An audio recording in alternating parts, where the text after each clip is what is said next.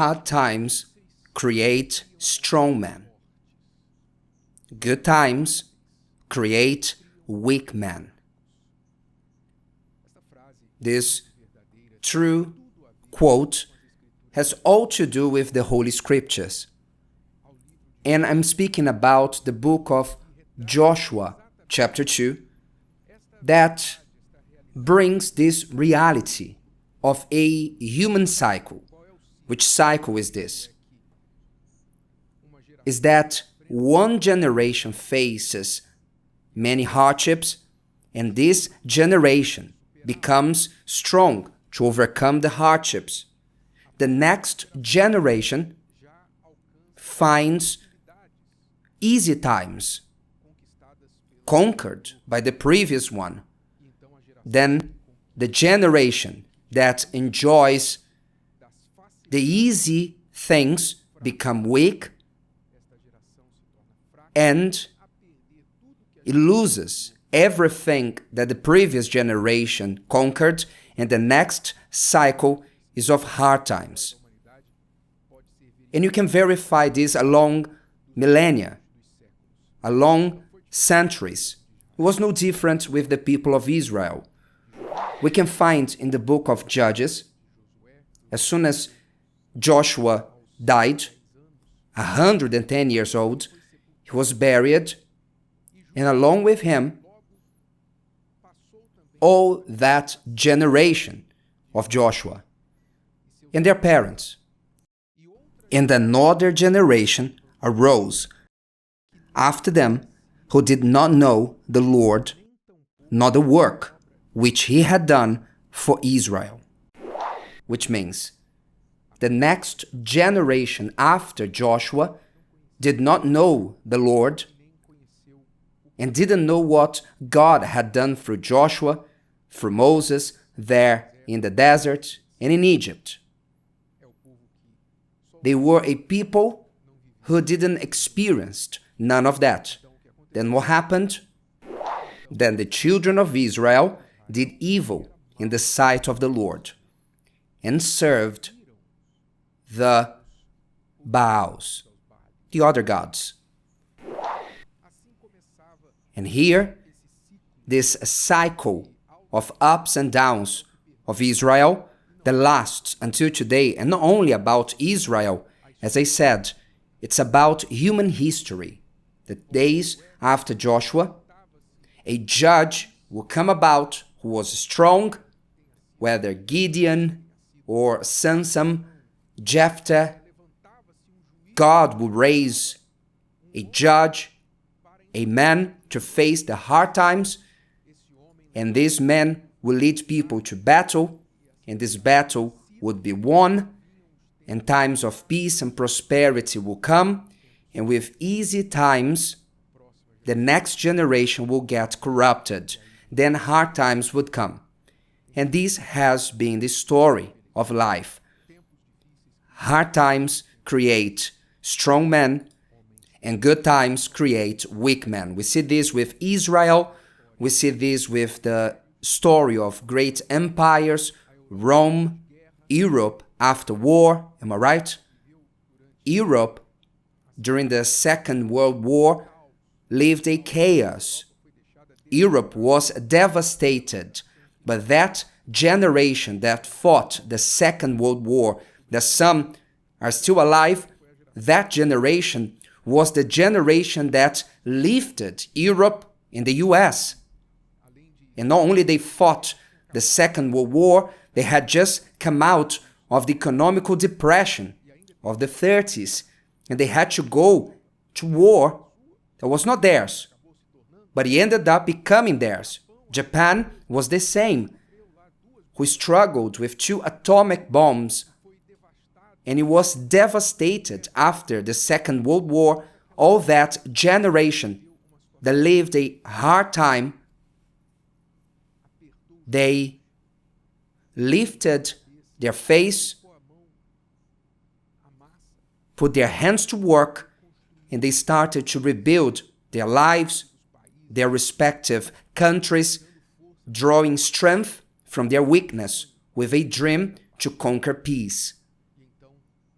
And in the 60s, 70s, and 80s, great prosperity came upon the world as a result of this strong generation. A generation that faced wars, that faced misery, that faced the death of their loved ones. Women that struggled and became widows at a young age. They fought and they raised strong countries. For what? That today's generation, the so-called snowflake generation. When you hear about the whiny generation, you understand why the snowflake, the whiny generation exists. As adults, they have dummies, pacifiers in their mouth. And it's not exaggeration. Adults raising dolls as children. Why do we have a generation of do not touch me? Because compared to the times of the previous generation, much better times. What can we learn with all this? Are we doomed to this cycle as clothes in a washing machine that can do nothing but be tossed side to side? No, the wise and prudent ones don't subject to these cycles, but they understand this truth. If hard times create strong men, when we speak about men, of course, we're talking about women too. If hard times are good to strengthen us, so you want to be a strong person, you won't flee from the fight. You won't complain. It's not that you will look for problems. It's not that you will aim to have the worst kind of life, create bad times for you to become strong. No, but you won't run away from fights. You won't settle before good times. You won't get used with the good times. If there are facilities coming towards you, watch out. Are you having good times of peace and prosperity? Thank God. All going well for you? Thank God. But dear friend, do not settle for it. Don't relax and think, now I will relax and enjoy it. No. Prepare yourself for what can come against you. Hard times, personal fights, losses, injustices you can endure, situations that God Himself allows to happen that we may wake up and not to become idle, which is the greatest danger for faith. The greatest danger to faith is the spiritual idleness, which are the promoters of grace don't understand. Those who promote the idea, I need to do nothing because I will never deserve anything from God. All that I receive is His grace. So they don't understand that they are promoting in people a spiritual idleness. That even under God's grace, we must be strong to face whatever comes against us.